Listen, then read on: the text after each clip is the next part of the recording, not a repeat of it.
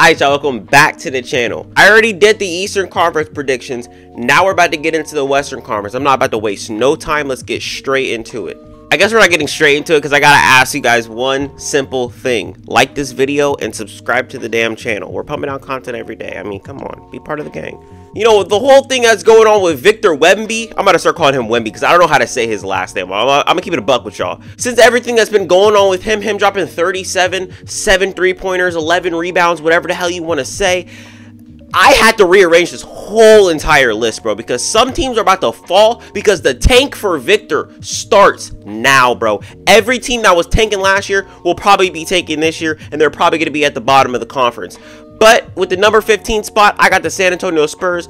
Greg Popovich said this team wasn't going to be on shit. Now I'm sitting here telling you this team isn't going to be on shit. Keldon Johnson is about to be playing like he's fucking Kobe in 2004, bro. He's about to be playing like fucking goddamn Braun in 2018. Because nobody on this team is going to be able to take shots besides him. Maybe a Devin Vassell, or hell, maybe even a Jeremy Sohan. At the number 14 spot, I got the Oklahoma City Thunder. Chet Holmgren got injured. I really thought that this was going to be a year that their rebuild was going to be over and they were going to actually start competing. I mean, you have Josh Giddey, Shai Gilgeous-Alexander. You have Chet Holmgren gonna all be on the floor together. Absolutely nowhere you're gonna be able to tank. He's injured now. It sucks, I understand, but guess what? It could be a blessing in disguise because this man Victor Wembanyama, I think I said it right that time. Wembam, I don't give a fuck. The Thunder are at 14. At the number 13 spot, I got the Jazz. The Jazz really are not going to be on shit. The only two things that they're going to be doing is losing and tanking for Victor. Let's keep it a buck. Colin Sexton's about to average 30. At the 12th spot, I got the Kings. The Kings might compete for a play-in spot because their front office is just absolutely stupid. So I can actually see that happening. But at the same time, I do think that they can tank for Victor. I think they should tank for Victor. I think they deserve Victor out of every single person that is tanking right now. At the 11th spot, I got the Rockets. The only thing I put in my notes is they're in the same boat as the Kings. They might compete for a spot because they have the talent to do so. I mean, you got Sengun, you got Kevin Porter Jr. Oh my God, I just thought about it. Imagine if the Rockets got the 2nd overall pick and they were able to pair Jalen Green and Scoot Henderson together. Oof. Oh my God, that is absolutely sexy. I'm sorry, Kevin Porter Jr. You know I love you, my boy. You know you were my guy, but I don't know, Scoot looking a little, he might be the right Scoot, my guy. At the 10th spot, I got the Lakers. The only reason why I have the Lakers this low is because they're absolutely ass. I'm sorry, dude. As much as I would love to see the Lakers on top, I want to see Russ get his ring. I want to see Anthony Davis get his redemption from all the Anthony day-to-day Davis shit. And I want to see LeBron, you know, get his 5th ring. A 5th ring that he so rightfully needs because people are still not putting respect on him for some reason. But the Lakers, all three of those guys are just not a good fit together. They're just not. All the things that we thought that Darvin Ham would be able to fix, he hasn't been able to fix them yet. Yes, I understand that it's just a preseason, but everything that they were doing last year, I basically see the same thing this year. The only difference is Russell Westbrook looks a teensy bit faster than what he did last year. It's obvious what the holes in this team is. I mean, they can't rebound for shit. You got to get somebody better out there than Damian Jones, man. I'm sorry. Shout out to Damian Jones, bro, because in the preseason, he was actually playing some very good defense in the first quarter against the Kings, I believe. He was playing some very good defense, so hopefully he's not a slouch on that side. Hopefully Anthony Davis isn't a slouch on that side. Things that I need to see from him, I need him to be in like top 3 defensive player of the year. I need to see Russell Westbrook do his thing. I need to see LeBron go out there and be fucking LeBron because obviously none of these guys are going to be able to do shit. I don't even know why I'm ranting. I'm not even a Lakers fan. At the 9th spot, I got the Portland Trail Blazers. I can see the Blazers actually trying to tank. I don't know if they will tank. You know what I'm saying? Because, I mean, obviously you don't want to waste another year of Damian Lillard because he's getting up there in age. You just got Jeremy Grant. You're trying to develop Anthony Simons. But at the same time, if you have a prospect like Victor Wembanyama, I think you should tank.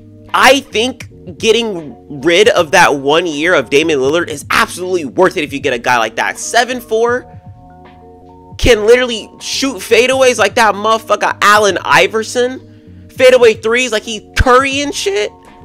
I mean, come on, bro. It would be absolutely worth it if you tank, get the 1st overall pick, and absolutely dominate with the pick and roll of Damian Lillard and Victor Wembanyama. I'm just saying. Finally, we got the teams that are going to be in the playoffs. At the number 8 spot, this is my first hot take of the whole entire video. I have the Grizzlies, the Memphis Grizzlies. The only reason why I put them here, and yes, I do understand how good the Grizzlies are and how good the Grizzlies can be, but the real reason why I put them here is not because they were a fluke, but because they lost 2 very viable defensive pieces that actually helped them get to the point where they were at last year. And I'm talking about DeAnthony Melton, and I'm talking about Kyle Anderson. Yes, I understand that Kyle Anderson did not fit their timeline at all, so I do understand why he was gone, like why they got rid of him in free agency. But man, they're gonna miss his defense. He's not one of those guys who will sit there and clamp your best player, but he's also one of those guys who knows his spots, knows where he should be on the defensive side of the ball at every point of the game, and has that basketball IQ to put himself in better positions to, you know, get a stop or get the ball or, you know, steal or get a block possibly. You know what I'm saying? And I think they're going to really miss that. But the opposite of that is DeAnthony Melton. DeAnthony Melton is going to clamp. I don't know if he's going to be able to clamp their best player. Maybe he'll be able to do that with the 76ers, hopefully. They're going to miss that a lot. I know they still have Jaren Jackson Jr., but not having that defense off your bench is going to be such a hit. It's going to be a hit. And honestly, they got worse. They don't have that depth that they had last year. Grizzlies at 8? Don't dislike the video. I'm so sorry.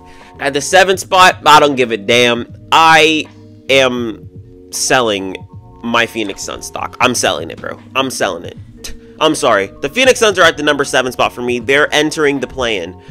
I think that a possible DeAndre Ayton trade could happen. I think that even if they are winning games, I just don't see him staying. I really don't. He looks visibly upset. I haven't seen DeAndre Ayton this upset or this unhappy since he got into the league. He hasn't been like this at all. I think their chemistry is shot. This team has absolutely no depth. Cameron Payne isn't doing whatever the hell he was doing back in 2021. Cam Johnson, now that Jay Crowder doesn't want to fucking play there, he's going to have to fill in for him. That means he's going to have a starting role. And with now Cam Johnson not being the 6th man, I just don't see this team doing anything this season. Hopefully Chris Paul can stay Chris Paul. Hopefully Father Time doesn't catch up with him. Hopefully Devin Booker can stop taking things to heart. He can actually play his brand of basketball and get back to the things that he was doing. Mikal Bridges actually looked very good. I actually went back and watched that 36er game. They were feeding Mikal Bridges and DeAndre Ayton the ball every chance they got, so I can understand why they lost the game. However, it was still kind of funny to make fun of them. I'm not gonna lie to y'all. At the number 6 spot, I have the Dallas Mavericks. Now, most people aren't really high on the Dallas Mavericks as I've seen them, but there are other people who are absolutely like Mavericks are about to be 2nd seed, 3rd seed, possibly even a 1st seed with Luka Doncic being MVP. Now, you know, I would love to see Luka Doncic become MVP, but I think every single other team that are above them got better or healthier. They traded for Christian Wood, they got JaVale McGee, but then the one thing that they lost that was a big contribution to them making the playoffs and possibly even the Western Conference Finals is my man Laney All-Star Jalen Brunson. Let me tell you, man, I personally believe that Spencer Dinwiddie is not going to be able to fill the shoes that Jalen Brunson was wearing last season. I just think that that's the case. I understand that he's taller. I understand that he provides better defense. However, Brunson offensively just opened the whole entire damn Mavs offense, bro. The spacing was crazy when he was in the paint, you know, doing his little thing, you know, doing his little footwork, you know what I'm saying?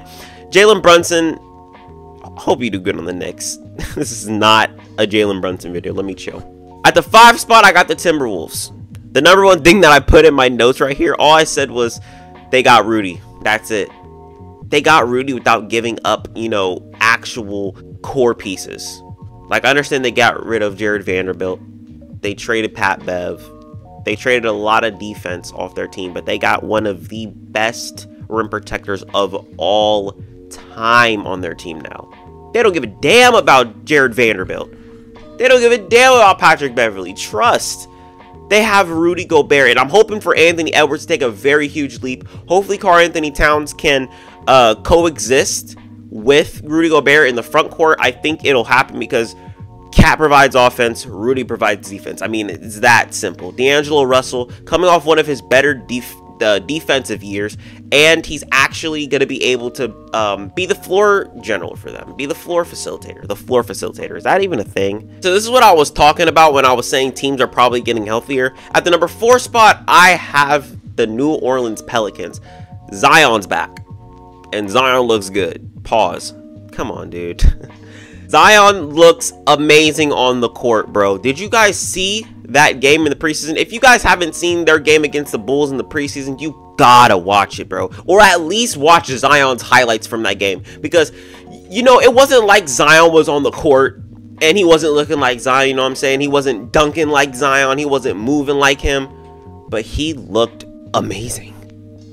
He looked great out there, bro, and it's an absolute treat to watch Zion play basketball. And I think we're gonna get a lot of that because I feel like the Pelicans are going to show us why they are so good. I mean, they have all of it. They have all of it. Anything you need in a championship team, they probably got. They got veterans on their team. They don't have championship experience or that much playoff experience, but they have experience. They have Willie Green, very good coach. Zion Williamson, franchise guy. Brandon Ingram, a guy who can get you a bucket whenever you need him to. Shot clock running low, give the ball to Ingram. Valanciunas, Herb Jones, Jose Alvarado. I mean, the list goes on and on and on and on and on with the Pelicans, man. And I'm so excited to see whatever the hell they got going on, bro. I am ecstatic. At the number 3 spot is the Golden State Warriors. The Warriors are all in the media right now. They're all in the media right now, and it's not for the right reasons. Draymond Green, Jordan Poole, come on, y'all. Come on, y'all. Really? I don't know. Draymond Green punched the absolute fuck out of Jordan Poole. We all saw that. Jordan Poole definitely just got knocked out. But I'm gonna be honest, it ain't gonna hurt them in the slightest, bro. This happens all the time. I don't know about punches, but altercations happen all the time between teams. I mean, we all saw when the fucking Miami Heat got into a fight with each other during a game. I mean, it ain't gonna phase the Golden State Warriors. I mean, come on. The Warriors dynasty is not about to be folded because Draymond Green wanted to fold Jordan Poole. I mean, let's keep it a buck here, y'all. Okay, so this is the one that I actually changed because I was like, holy shit, this team is way deeper than I thought. At the number 2 spot, I got the Denver Nuggets. I think the Denver Nuggets are going to be amazing. They could possibly be a 1 seed this season. Michael Porter Jr. looks great. Jamal Murray, you know, he looks a little rusty, you know what I'm saying? He hasn't been on the court in a while, so that was expected. But the one thing I know with this Nuggets team is when you have Nikola Jokic, why'd I say it like that? Jokic? When you have Nikola Jokic, you have a chance. We all saw the past 2 seasons. Michael Porter Jr. and Jamal Murray were both injured both seasons, and he won MVP twice. So when you have a goddamn maestro on a court like Jokic, a guy who can do basically anything you ask him to do, you're going places. And the place that the Nuggets are going is the 2nd seed. But the number 1 team, I'm pretty sure you guys already know. I actually had them all the way down at 4 before I changed this last night, before I made this video. Is the Clippers. The Clippers are deep. That's it. That's literally all I need to say. Kawhi Leonard, Paul George coming back. They literally have everybody. Luke Kennard, Amir Coffey, Brandon Boston Jr., Terrence Mann, fucking Nicholas Batum, Robert Covington, Norman Powell. They have Ivica Zubac. But the one thing that I need Reggie Jackson. But the one thing that I need them to do is go out there and get Boogie back. Get fucking Boogie back. Because if Zubac gets injured, y'all are fucked. What are you gonna do? Get Marcus Morris to play small ball center? Nicholas Batum? That is the only place where you guys have absolutely no depth. Regardless of what people say that somebody can get injured and somebody else can fill in for them. Ivica Zubac is one of those guys where you can't do that because you don't have any depth. But the Clippers are gonna do shit this season. I want to say that they might go to the NBA Finals, but you have absolutely no clue. You have no clue. But they got a championship coach in Tyronn Lue and a 2-time Finals MVP in Kawhi Leonard. So we'll see what happens with them. But that's all I got for y'all today. Hopefully you guys liked this video. Hopefully I wasn't talking too fast. I'm doing it right now. I'll see you guys later. I'm out this bit.